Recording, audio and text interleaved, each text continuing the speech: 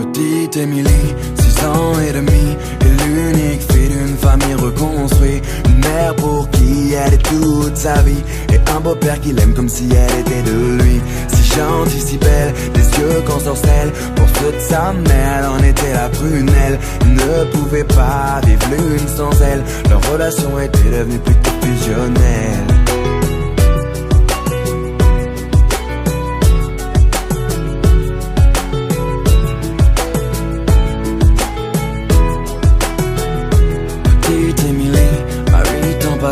Rien n'a changé sauf qu'elle a déménagé. Fini la campagne isolée, elle vit maintenant en ville car sa maman fut mutée. Une nouvelle école, de nouveaux amis. Elle ne mit pas longtemps à s'adapter à cette vie. Du haut de ses 8 ans on peut dire qu'elle est ravie, car tout va pour le mieux pour petite Émilie.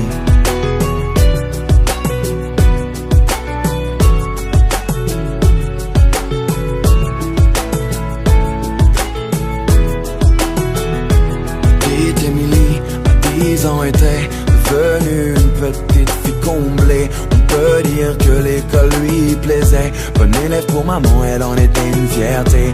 Un peu rondelette, de bonnes petites joues. Elle essuie les critiques de quelques jaloux. Devant les profs, ils l'appelaient bouffe-tout. Mais ce ne sont que des enfants après tout.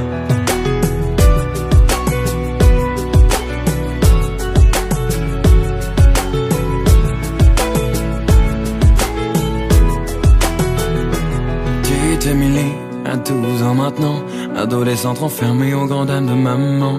Fini le joli visage souriant, c'est une petite fille maussade qu'elle est devenue à présent. Faut dire qu'au collège, tout avait changé. Trop d'élèves ne faisaient que de se moquer.